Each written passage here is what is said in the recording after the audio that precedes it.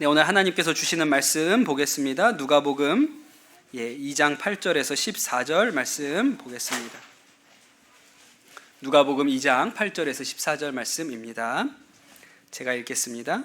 그 지역에서 목자들이 밤에 들에서 지내며 그들의 양떼를 지키고 있었다. 그런데 주님의 한 천사가 그들에게 나타나고 주님의 영광이 그들을 두루 비추니 그들은 몹시 두려워하였다. 천사가 그들에게 말하였다. 두려워하지 말아라. 나는 온 백성에게 큰 기쁨이 될 소식을 너희에게 전하여 준다. 오늘 다윗의 동네에 너희에게 구주가 나셨으니 그는 곧 그리스도 주님이시다. 너희는 갓난 아기가 포대기에 쌓여 구유에 누워 있는 것을 볼 터인데 이것이 너희에게 주는 표징이다. 갑자기 그 천사와 더불어 많은 하늘 군대가 나타나서 하나님을 찬양하여 말하였다. 더없이 높은 곳에서는 하나님께 영광이요 땅에서는 주님께서 좋아하시는 사람들에게 평화로다. 아멘. 하나님의 말씀입니다. 정말 복된 성탄절입니다. 우리 옆에 분하고 인사해 볼까요? 메리 크리스마스. 네. 그 메리 크리스마스라는 인사가 조금 한국 사람들한테는 어색한 면이 있어요. 제가 생각을 해봤는데 왜 이게 좀 어색할까? 약간 반말처럼 느껴지는 경향이 있어서 누군가에게 이렇게 하기가 쉽지 않은 마음이 있지만, 네, 우리 오늘 복된 성탄절입니다. 또 이렇게 눈발이 날리는 화이트 크리스마스를 하나님께서 우리에게 선물로 주셨다고 싶습니다. 예수님께서 2000년 전 이 유대 땅, 이스라엘 유대 땅 베들레헴 말구유에 태어나셨죠. 우리가 너무나도 익숙하게 잘 알고 있습니다. 우리 왼쪽에 여러분 보실 때 오른쪽에 걸려있는 저 그림처럼 저렇게 구유에 예수님이 담겨 오신 우리가 이런 이미지를 가지고 있어요. 마치 영화처럼 카드에 나오는 그림처럼 그렇게 예수님께서 이 땅 가운데 오신 그 순간과 그 장면을 우리가 마음속에 담고 있는데, 그런데 여러분 실제로 우리의 인생은 그런 그림이나 영화랑은 좀 다르죠. 여러분 혹시 아기가 태어나는 장면을 직접 보시거나 경험해 보신 적이 많이들 있으시죠? 예. 그렇게 산부인과는 그렇게 낭만 있는 장소가 아닙니다. 남편으로 또 이제 아내가 출산하는데 여러분 동행하신 분들도 많으실 텐데, 저도 저희 첫째와 둘째가 태어날 때 아내 옆에 있었습니다. 저만 그런지 모르겠는데 제가 같은 산부인과에서 첫째랑 둘째를 다 봤기 때문에 거기만 그런지 모르겠는데, 가장 결정적인 순간에는 잠깐 나가 있으라고 그렇게 얘기를 하고 이제 아기가 태어나서 응애 하고 소리가 나면 들어오시라고 이렇게 하더라고요. 그때 처음 그 분만실에 들어가서 태어난 아기를 이제 간호사 선생님께서 건네주시잖아요. 그러면 아기가 얼마나 조그만지 사실 좀 이렇게 봤는데 이게 감격 있기보다는 제 마음과는 이거 떨기면 어떡하지? 이거 놓치면 어떡하지? 이런 마음에 두려운 마음이 있었던 생각이 있어요. 너무 생각보다 너무 작죠. 너무 작은 아기. 사실은 뭐 그렇게 작은 아기를 언제 본 적이 있었어야 말이죠. 예, 그런 작은 아기를 이렇게 잠깐 받아서 덜덜 떨면서 이렇게 안고 있다가 금방 간호사 선생님한테 다시 넘기고 나서 간호사 선생님이 그 가위를 주시죠. 예, 가위를 주시면 이제 커팅식을 해야 됩니다. 예, 탯줄을 자르는 그 일을 하는데, 저는 그때 그 가위로 탯줄을 자르던 그 서걱이는 느낌이 아직도 이 손끝에 남아 있는 것 같아요. 마치 덜 익은 곱창을 자르는 것 같은 그런 느낌이 손끝에 이렇게 느껴지지 않습니까? 예. 지금도 그런 그때 그 기억을 잊을 수가 없습니다. 그렇게 갓 태어난 아기를 보면 어른들이 그러잖아요. 뭐라고 얘기하시냐면, 야, 내가 이런 애를 어떻게 키웠는지 모르겠다, 그런 얘기 하시죠. 그러니까 우리가 막상 그 일을 다 경험했음에도 불구하고 다시 이렇게 태어난 갓난 아기를 보면 너무 작고 연약해서 아이고 저걸 어떻게 키워가지고 사람을 만들지, 이런 걱정이 드는 거예요. 예, 그런 생각이 듭니다. 네, 오늘은 제가 설교를 더 빨리 끝내야 된다는 압박이 막 여기저기에서 막 이렇게 막 몰려옵니다. 우리가 통합 예배를 드려서 그래도 비교적 이런 상황에 익숙한 교회인데도 불구하고 오늘은 굉장한 압박이 있습니다. 여러분, 우리 어린이들 위해서 한번 질문을 해볼게요. 우리 어린이들 맞춰보세요. 동물들 중에 가장 위험한 출산, 가장 위험하게 아기를 낳는 짐승이 뭐가 있을까요? 포유류 중에 뭐가 있을까요? 뭘까요? 제육, 인간? 네, 아니에요. 더 위험한 게 있습니다. 뭐가 있어요? 우리 이엘이? 기린? 아까 예배 드렸습니까? 네, 맞아요. 박수. 네. 네. 이따가 쿠폰 드리겠습니다. 맞아요. 기린이에요. 기린이 왜 위험한 출산을 하냐면, 기린은 쭈그리고 앉아서 새끼를 낳는 게 아니라 그럽니다. 선체로 아기를 낳으니까 기린 다리가 한 2m쯤 되잖아요. 그러니까 이 기린 새끼는 태어나자마자 2m 높이에서 추락하는 거예요. 퉁 하고 떨어진다 그래요. 예, 우리가 아기들 키우다가 침대에서 떨어뜨려 본 경험 한두 번씩 있으시죠? 저는 한번 응급실도 간 적이 있거든요. 예, 그런 경험이 있는데, 그 기린은 신생아 태어나자마자 2m 높이에서 뚝 떨어진다는 거예요. 그렇게 태어난 새끼 기린의 키가 180cm 정도 된다고 합니다. 저는 40년을 살았지만 아직 180cm에 도달을 못했는데, 기린은 태어나자마자 180cm 정도의 크기이고 몸무게는 40kg 정도 된다 그래요. 그러니 여러분, 이 엄마 기린이 이 기린 낳는 일이 얼마나 힘들었겠습니까? 예, 말도 못하는 고생을 하고 새끼를 낳는 것이죠. 그리고 나서 그 기린이 땅바닥에 툭 떨어져 가지고 이제 정신을 차리고 일어나야 되는 거예요. 이게 야생의 세계잖아요. 그러니 그냥 계속 우리 애기들처럼 강보에 쌓여서 이렇게 애기짓 하고 있으면 안 되고, 태어나자마자 2m에서 떨어진 충격을 딛고 일어나야 됩니다. 그게 한 30분, 40분 걸린대요. 왜 일어나야 하냐면, 기린은 쭈그리고 앉아서 젖을 물리지 않는다 그래요. 서서 젖을 빨아야 되기 때문에 이 새끼 기린이 40분 만에, 30분 만에 일어나야 엄마 젖을 비로소 먹을 수 있다고 그렇게 알려져 있어요. 그러니까 여러분, 정말 강인하죠. 이 기린의 생명력이라는 게 태어나자마자 2m에서 떨어져서 또 40분 만에 일어나서 엄마의 젖을 빨아야 하니까요. 반면에 여러분, 사람의 아기는 얼마나 연약하고인지 모릅니다. 진짜 스스로는 아무것도 할 수 없지요. 걷게 될 때까지 얼마만큼의 시간이 필요합니까? 2년 가까운 시간이 필요하니까요. 그 우리나라의 조병국이라는 의사 선생님이 계세요. 할머니 의사 선생님이신데, 이 의사 선생님은 서울 시립아동병원에서 오랫동안 의사 생활을 하셨고, 그 후에는 홀트 아동복지회에서 아이들을 돌보는 일을 하셨어요. 우리나라가 되게 가난하고 어려웠던 시절이었기 때문에 그 시절에는 버려지는 아이들이 굉장히 많았답니다. 그래서 그렇게 아이들이 버려진 채로 발견되면 이 서울시립아동병원으로 데리고 온다는 거예요. 그래서 거기에서 아이들을 치료하고 이렇게 해서 나중에는 이 아이들을 그 홀트 아동복지회에 보내서 다른 곳으로 입양 가는 길들을 그렇게 열었다고 해요. 그 모든 과정 가운데 이 선생님이 있습니다. 그 옛날에 서울에서 입양으로 외국에 나갔던 아이들 나중에 진단서, 처음에 태어나서 그 다음에 뭐 아이 때 진단서 보면 대부분 조병국 선생님의 사인이 있다고 그렇게 얘기를 해요.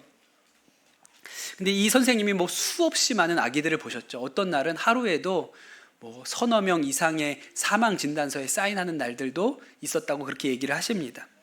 근데 그 책에 보면 선생님이 만났던 아이 중에 태희라는 아이 이야기가 나오거든요. 어떤 낯선 남자가 이 아동병원 주변을 서성이다가 이렇게 병원 안으로 들어왔다는 거예요. 그런 일이 종종 있었답니다. 그리고 불러도 대답도 하지 않고 그냥 병실로 쑥 들어가서 잠깐 있다가 나와서 사라져 버렸다는 거예요. 그러면 재빠르게 그 병실을 가보면 그 남자가 들고 있었던 이렇게 주머니 같은 데에 아기가 이렇게 들어있는 것이죠. 그때가 한겨울이었는데 아주 위험한 상황이라는 거예요. 아기의 체온이 유지되었을지 알 수가 없으니까 그냥 그 자리에서 아이의 숨이 멎을 수도 있는 상황이라서 가서 보니까 탯줄과 태반도 그대로 있는 아이가 그냥 그렇게 이렇게 천에 쌓여서 그렇게 왔다는 거예요. 그래서 빨리 간호사 선생님들 불러가지고 아이를 따뜻한 물에다가 담그고 씻기고 응급처치를 하셔가지고 아이를 살려냅니다. 그렇게 아이를 살렸는데 그때 또 해야 되는 일이 뭐냐면, 그렇게 병원에 온 아이들은 이름이 없잖아요. 그래서 이름을 지어주는 것도 의사 선생님의 몫이었다 그래요. 근데 아이들이 너무 많이 오니까 그 한 명 한 명 이렇게 신중하게 이름을 지어주기가 어렵죠. 그래서 성은 그냥 병원장의 성을 따고 이름은 가나다 순으로 지었대요. 여자아이는 가순이, 나순이, 다순이로 했고 남자아이는 가석이, 나석이, 다석이로 했다는 거예요. 그냥 그렇게 이름을 지어줬대요. 그런데 이 선생님이 이 아이가 왔을 때 태줄도 잘리지 않은 채로 태반을 가지고 이 아이가 왔을 때는 야, 이 아이는 엄마 품에 한번 안겨본 적도 없이 이렇게 왔겠구나. 그래 너무 안타까운 마음이 있어서 이름을 좀 잘 지어줘야지 생각해서 태희라고 지으셨대요. 태에서 얻은 딸이라는 이름으로 태희라고 지으셨고 한자로는 클 때자에 기쁠 희자를 써서 아이의 이름을 붙여 주었다고 그렇게 얘기를 하시더라고요. 태희가 그렇게 잘 회복을 하고 자랐습니다. 체중도 늘고 얼굴에도 이렇게 살이 올라왔어요. 그런데 선생님이 보니까 한 4개월쯤 됐는데 아이의 피부가 좀 푸른 거예요. 좀 창백하다는 생각이 들어서 아이를 대학병원으로 데리고 가서 진단을 받았더니 선천적으로 심장에 기형이 있어서 이 아이가 수술을 받아야 된다는 진단을 받았습니다. 그런데 이런 큰 수술은 서울 이 시립아동병원에서 할 수 있는 수술이 아닌 거예요. 돈도 많이 들고.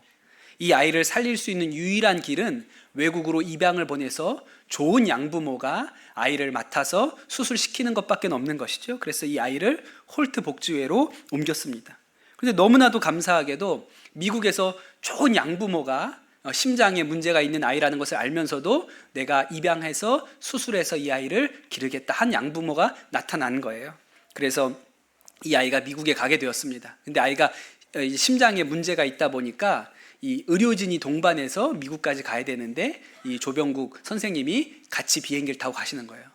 여러분 세상에 진짜 못할 일 중에 하나가 아기 데리고 비행기 타는 일입니다. 그렇죠? 여러분 해보셨습니까? 저도 우리 아들 돌 때 그 비행기 타고 밤샘 비행기 타고 간 적 있는데 죽일 뻔했습니다 진짜. 네.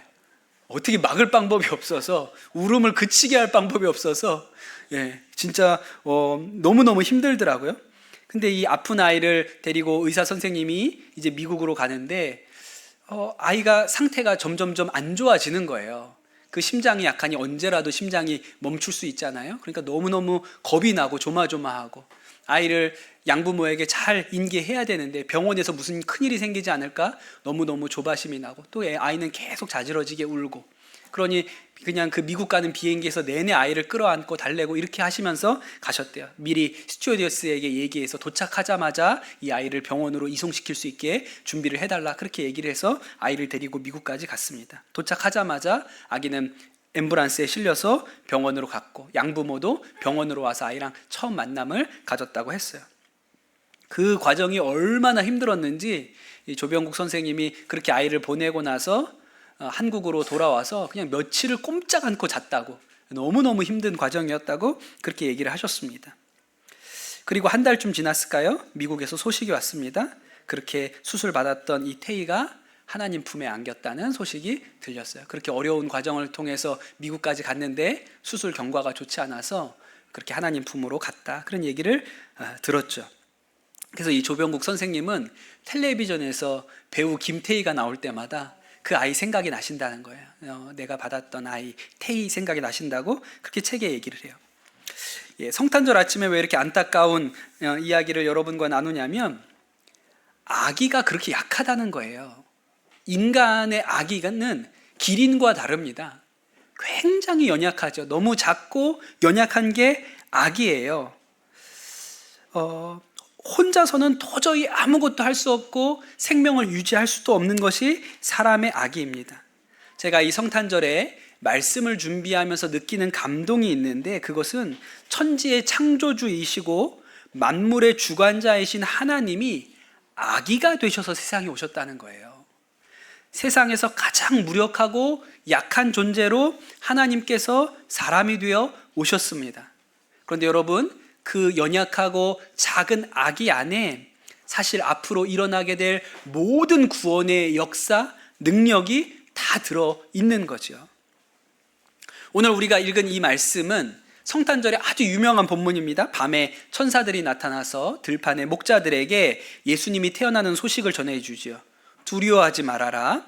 나는 온 백성에게 큰 기쁨이 될 소식을 너희에게 전하여 준다. 오늘 다윗의 동네에 구주가 나셨으니 곧 그리스도 주님이시다. 그래요. 저는 이 말씀이 굉장히 역설적이라는 생각이 들어요. 왜냐하면 목자들에게 이스라엘의 구원자가 나타날 거야 이렇게 얘기를 하는데, 그 구원자가 뭐 큰 쇠망치를 들고 있는 것도 아니고 삼지창을 들고 있는 것도 아니고, 그 아기가, 그 구원자가 강보에 쌓여서 구유에 놓여진 아기를 보게 될 거라는 거예요.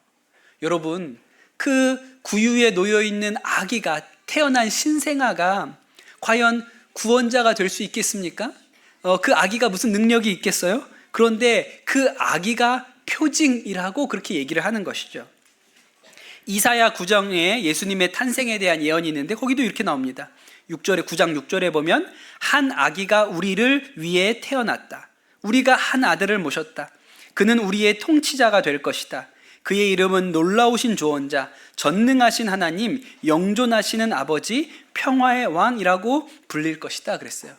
아기가 있습니다. 이렇게 구유에 이렇게 놓인 조그만 아기가 있어요. 근데 그 아기가 우리의 통치자요, 우리의 조언자요, 전능한 하나님, 영존하시는 아버지, 평화의 왕이 될 거라는 거예요.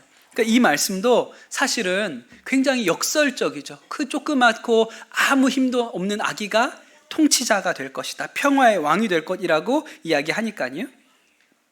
그런데 여러분, 하나님께서 세상에서 일하시는 방법이 꼭 이와 같습니다. 하나님의 역사는 작고 보잘것없는 것을 통해서, 연약한 것을 통해서 일어나요. 이 유대 땅 베들레헴 말구유에서 태어난 이 아기가 AD와 BC를 나눕니다. 예수님 전과 예수님 후로 세상을 나누는 존재가 되는 것이죠. 여러분, 흔히 우리는 강한 것을 좋아합니다. 힘 있는 것을 좋아해요. 그래서 옛날에는 아기도 힘 있는 아기, 살찐 아기가 낳으면 상을 받고 대회를 했잖아요. 우량하라 그래가지고. 그러던 시절이 있었어요. 또 우리 아이들 보는 만화 영화 중에 보스 베이비라는 만화도 있어요. 정말 강한 아이가 나옵니다. 세상에 저런 아이를 안 낳은 것이 얼마나 다행이라고 생각이 될 만한 강한 아이가 등장을 해요. 우리 아이들이 처음으로 초등학교 갈 때 나라마다 이 아이를 처음 학교 보내면서 부모가 아이한테 해주는 말이 조금 차이가 있다고 합니다. 그 미국의 부모들은 아이가 처음 초등학교 갈 때 이렇게 얘기한다 그래요. 너 학교 가서 친구들끼리 서로 도와주면서 사이좋게 놀아야 된다, 그렇게 얘기해 준대요. 근데 일본 부모들은 이렇게 한대요. 너 절대로 다른 아이한테 피해 주면 안 돼, 이렇게 얘기해 준다 그래요. 한국의 부모들은 뭐라고 얘기할까요? 너 절대로 다른 애한테 지면 안 된다, 이렇게 가르쳐 준다는 거예요. 우리 강한 거 좋아하죠. 우리 힘 있는 것 좋아합니다. 그런데 여러분, 성탄절이 우리에게 주는 메시지는 역사는 가장 약한 곳에서, 연약한 곳에서부터 시작된다는 거예요. 마치 작은 씨앗, 누가 볼 때는 눈여겨볼 것 없는, 우리가 과일 먹을 때 씨앗 다 버리잖아요. 그런데 여러분, 역사는 그 씨앗에서 시작하는 것처럼 말입니다. 제가 얼마 전에 금요 성령 집회 때 말씀드린 적이 있는데, 우리나라 농부 중에 도덕현이라는 이름을 가진 농부님이 계십니다. 이름 굉장히 한 이름 하시지 않습니까? 도덕현, 뭔가 해낼 것 같은 분 아니세요? 이분이 포도 농사로 되게 유명한 분이래요, 우리나라에서. 이분이 재배한 포도는 구하기도 어렵고 값도 굉장히 비싸다고 그렇게 알려져 있습니다. 근데 이분이 왜 유명하냐면, 이분이 키우는 포도나무가 있는데 그루수가 그렇게 많지 않아요. 근데 포도나무 한 그루에서 몇 송이의 포도가 달리는지 아세요? 4,500송이가 달린답니다. 포도나무 한 그루에서요. 그냥 나무 하나가 뻗어나와서 가지를 쳤는데 거기에서 4,500송이가 달린다는 거예요. 그 포도나무 한 그루가 가지를 뻗쳐서 펼쳐져 나간 면적이 300평이랍니다. 엄청나죠. 제가 한국에 가보고 싶은 것 중에 하나가 전북 고창에 있는 이 도덕현 농부의 포도원에 한번 가보면 좋겠다, 이런 생각 제가 하고 있거든요. 다음에 또 막 사진 찍어서 보여줄지 모릅니다. 가봤다고. 그런데 여러분 한번 생각을 해보세요. 포도나무 한 그루가 나와서 300평의 가지를 들이우면서 4,500송이의 열매를 주렁주렁 매달고 있는데 그 출발이 포도씨 하나. 우리는 잘 뱉어서 버리는 그 포도씨 하나로부터 이 나무가 자라난 거예요. 엄청난 생명이, 상상할 수 없는 생명이 그냥 우리가 씹어 먹다가 있으면 뱉거나 그냥 아자작 씹어서 사라져버릴 그 씨앗 하나에 300평이 넘는 곳에 가지를 뻗을 만큼 4,500송이의 열매를 달 만큼의 생명이 들어있는 것이죠. 그것이 하나님께서 세상 가운데 일하는 방식입니다. 복음이 그래요. 이 복음이 처음에 전해질 때 누군가에게 예수 그리스도께서 우리를 위하여 죽으셨고 우리의 모든 죄를 용서해 주셨어. 그것을 믿으면 우리의 죄가 사함받고 구원을 받고 하나님의 자녀가 된다라는 이 복음이 누군가에게 처음 전해질 때 그 복음은 보잘것없고 아주 작디 작은 것처럼 보입니다. 별것 아닌 것처럼 보여요. 그러나 여러분, 그 복음이 생명력을 가지고 있어서, 이 연약한 복음이 생명력을 가지고 있어서 가지를 뻗기 시작하면, 열매를 맺기 시작하면 상상할 수 없는 수준의 열매가 맺히는 것이죠. 지난 가을에 우리 성도님들하고 같이 강화도 성지순례를 갔습니다. 강화도는 굉장히 제가 마음에 좋아하는 장소거든요. 저는 고향이 강원도 원주인데 제2의 고향이라고 하면 강화도라고 말해요. 왜냐하면 제가 강화도에서 1년 동안 군목 생활을 했는데 그 1년이 너무 좋았기 때문에 강화도가 제 마음의 고향 같은 생각이 있습니다. 강화도가 왜 특별한 곳이냐면 강화도에 교회가 정말 많아요. 그 강화도 안에만 교회가 210개가 넘게 있습니다. 정말 많은 교회가 강화도 안에 있거든요. 지난번에 우리 성도님들하고 성지순례 갔을 때 저도 처음 가봤는데 강화대교를 넘어서 들어가면 강화도 초입에 강화 기독교 100주년 기념관이라는 큰 박물관이 하나 생겼습니다. 작년에 문을 열었다고 그렇게 알려져 있어요. 그런데 우리 생각에는 그런 큰 건물은 뭐 강화도의 교회가 210개니까 얼마씩 십시일반해서 지었을 것 같은데 그렇게 한 게 아니고요. 전액 강화 군비로, 군 예산으로 지었다는 거예요. 그러면 난리가 나요. 다른 동네 같으면. 그러면 절에서도 하나 지어야 된다. 뭐 천주교에서도 하나 지어야 된다. 그런데 강화도는 할 수 있어요. 왜 그럴까요? 거기는 교회가 다 교회거든요. 예, 그러니까 거기는 군수하려면 교회 다녀야 되고 국회의원 하려면 교회 다녀야 되는 거예요. 그렇게 한다고 누가 뭐라 그러지도 않아요. 그리고 그거 지어놓고 관광객이 많이 오니까 할 말도 없는 거예요. 근데 강화도에 그렇게 교회가 많고 교세가 강한데 그 시작은 대단히 연약하고 작습니다. 1887년에 우리나라에 선교사님이 들어온 지 이제 2해밖에 지나지 않은 때지요. 그때 아직 선교사님들이 한양에 머물고 있고 지방으로는 못 가실 때였다 그래요. 근데 인천에 전도하기 위해서 선교사님이 노병일이라는 전도자를 인천으로 보냅니다. 근데 이분이 인천에 와서 아무리 전도를 해봐도 열매가 없어요. 사람들이 교회를 잘 나오지 않습니다. 뭐 서양 선교사도 아니고 그냥 조선 사람이 와서 예수 믿으라 그러니까 쉽지가 않았겠죠. 이 노병일 씨가 하도 전도가 안 되니까 고민을 하다가 꾀를 하나 생각해내는데 개 모임을 하면 사람들이 모일 것 같은 생각이 들었어요. 왜냐하면 당시 인천에 만나던 사람들이 다 장사꾼인들이라 돈이 필요해요. 그래서 선교사님이 주신 이 선교비 자금이 있으니까 이걸 가지고 개를 시작하면 사람들이 모이지 않을까 이런 생각을 합니다. 그리고 진짜로 그렇게 됐어요. 그 개를 시작한다고 소문이 나고 얼마 되지 않아서 한 50명 정도의 교인이 모입니다. 또 선교사님이 뒤를 봐준다 이런 소문이 있어서 사람들이 막 모여든 거예요. 근데 여러분, 이 일이 계속 잘 됐을까요? 예, 이 사건은 교회에서는 돈 거래하면 안 된다는 중요한 교훈을 남기고 끝나요. 개꾼 한 사람이 갯돈을 가지고 도망을 쳐버려서 한순간에 다 박살이 납니다. 그 50명이 다 떠나가는데 그 50명 중에 딱 2명만 그 사건 이후에도 교회에 남았어요. 2명이요. 2명 안에는 믿음이 들어간 거죠. 그 중에 한 사람이 이승환이라는 주막하고 있는 사장님입니다. 주막 주인이 남았어요. 이승환은 갯돈 때문에 교회 나온 게 아닙니다. 그 안에 믿음이 들어갔어요. 그래서 걔가 망했는데도 교회 남았거든요. 그래서 선교사님이 와서 보니까 이 사람이 믿음이 들어간 걸 보고 존스 선교사님이 이승환 씨 세례 받으시오 그렇게 얘기를 했는데, 이 이승환이라는 분이 자기는 세례를 못 받는다, 두 가지 이유를 댔다는 거예요.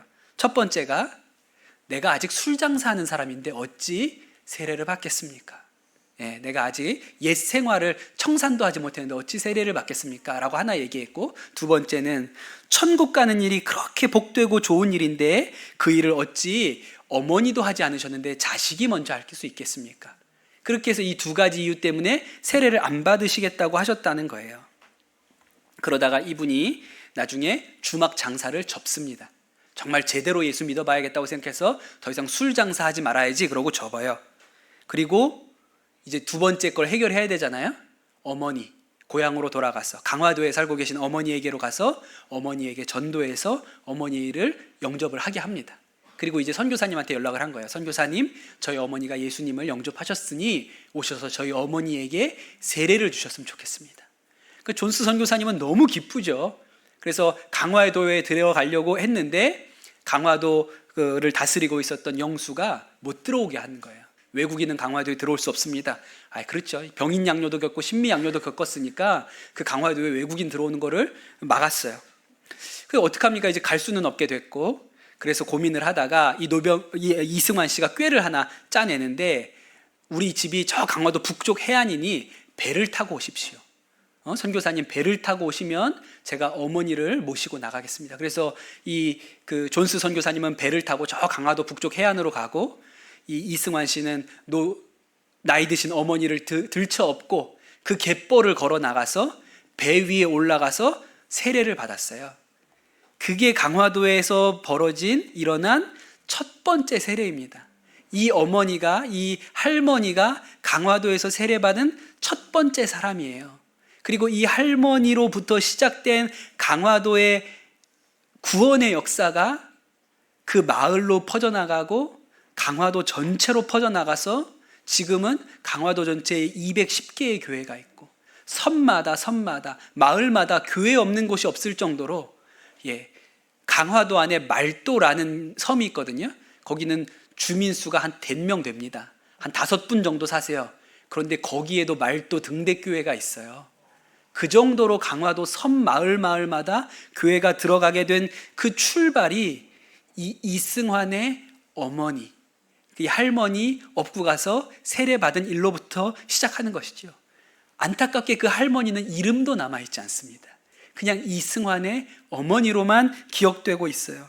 그런데 여러분, 그 할머니 한 분이 예수 믿은 것을 통해서 이 얼마나 놀라운 구원의 역사가 강화도 전체로 퍼져나가는지를 여러분 한번 생각해 보시기를 바랍니다.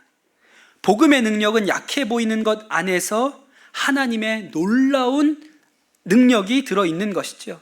말구유에 누워있는 아기는 너무너무 연약합니다. 아무것도 할 수 있는 것이 없어요. 그냥 갓난 아기죠. 그런데 여러분, 그 아기 안에 인류 구원의 모든 역사, 그 모든 계획이 이 아기 안에 담겨 있는 것입니다. 바울이 이렇게 말합니다. 한 사람으로 말미암아 죽음이 들어왔으니 또한 한 사람으로 말미암아 죽은 사람의 부활도 옵니다. 아담 안에서 모든 사람이 죽은 것 같이 그리스도 안에서 모든 사람이 살아나게 될 것입니다. 근데 그 출발이 그 구유에 담긴 핏덩이 아기로부터 시작된다는 것이죠. 마태복음 1장은 예수님의 오심에 대해서 족보를 가지고 설명하거든요. 아브라함과 다윗의 자손 예수 그리스도의 계보라, 그렇게 시작해서 아브라함이 이삭을 낳고 이삭이 야곱을 낳고 야곱이 유다와 그의 형제를 낳고 낳아서 쭉 밑으로 내려가면 야곱은 마리아의 남편 요셉을 낳았으니 마리아에게서 그리스도라 칭하는 예수가 나시니라, 그렇게 하고 족보가 끝나요. 맨 마지막에 예수님이 있거든요. 근데 여러분, 그건 족보의 끝이 아니라 족보의 시작이죠. 그 예수님으로부터, 그 말구유에 담겨 있었던 그 연약한 생명 아기 예수로부터 그 생명이 낳고 2000년 동안 낳고를 계속해서 지금 오늘 우리가 여기 함께 모여서 예배드리는 일이 일어나게 된 것입니다. 그 아기 예수로부터 시작해서 셀 수 없이 수많은 영혼들에게 생명이 흘러간 것이죠. 그런데 여러분, 그 출발은 말구유에 놓인 그 작고 연약한 아기로부터 출발한다는 것입니다. 사랑하는 성도 여러분, 우리는 강해서 능력 있어서 똑똑하고 잘생겨서 하나님께 쓰임받는 것이 아닙니다. 그것은 하나님의 방식이 아니죠. 하나님이 하시는 일은 약한 것을 통해서 세상의 강한 자들을 부끄럽게 하시는 일이시고, 미련한 자를 통해서 세상에 지혜롭다고 하는 자들을 부끄럽게 하시는 것이 하나님의 일이시고, 세상의 천한 자들과 멸시받는 자들을 통해서 있는 자들을 부끄럽게 하시는 것이 하나님의 일이라고 이야기하셨습니다. 사랑하는 성도 여러분, 오늘 우리 안에 담긴 이 복음의 씨앗이 지금은 작고 연약해 보일지 모릅니다. 오늘 우리 규림 자매가 세례를 받았는데 믿음의 첫 씨앗으로 가정 가운데 보내진 거예요. 지금은 너무 연약하고 작아 보이죠? 그러나 여러분, 구유에 담긴 예수 그리스도는 훨씬 더 연약하고 훨씬 더 작았습니다. 그러나 그 생명의 역사는 상상할 수 없는 것이었죠. 여러분, 우리 안에 오신 예수 그리스도를 통하여 우리 가운데 행하실 일도 이처럼 놀라운 일이라는 것을 여러분 꼭 마음에 새기시기를 예수님의 이름으로 축복합니다. 여러분, 이 성탄의 기쁜 소식이 우리를 통하여 조그만 씨앗처럼 우리 마음에 심긴 이 일을 통하여 우리 가족에게로, 이웃에게로, 또 우리 직장 안에, 학교 안에 흘러 또 상상할 수 없는 놀라운 생명의 열매를 맺게 될 것입니다. 이것이 생명의 역사입니다. 오늘 주신 말씀 붙들고 우리 같이 기도하겠습니다. 생명의 씨앗으로 이 땅 가운데 오신 예수 그리스도를 찬양합니다. 하나님, 2000년 전 유대 땅 말구유에 아기 예수 그리스도께서 오셔서 이 상상할 수 없는 놀라운 생명 구원의 역사를 이루시니 이 모든 것이 하나님의 놀라운 섭리이며 하나님의 경륜입니다. 주님, 그 연약하고 약한 아기 예수를 통하여 이 생명의 역사가 온 열방 가운데 흘러갔던 것처럼 또한 우리 안에 심겨진 이 복음의 씨앗이 하나님 우리 가정으로, 또 우리 주변 이웃으로, 우리 직장에, 또 하나님 우리 자녀들이 다니는 학교 가운데, 또 이 대한민국과 열방 가운데로 다시금 흘러가는 은혜의 역사가 있게 하여 주시옵소서. 그리하여 생명이 얼마나 놀라운 것인지, 생명의 역사가 얼마나 하나님 상상할 수 없을 것인지 우리가 그 구원의 감격을 이 성탄절에 누리게 하여 주시옵소서. 감사합니다. 모든 말씀 우리 주 예수 그리스도의 이름으로 기도드립니다. 아멘.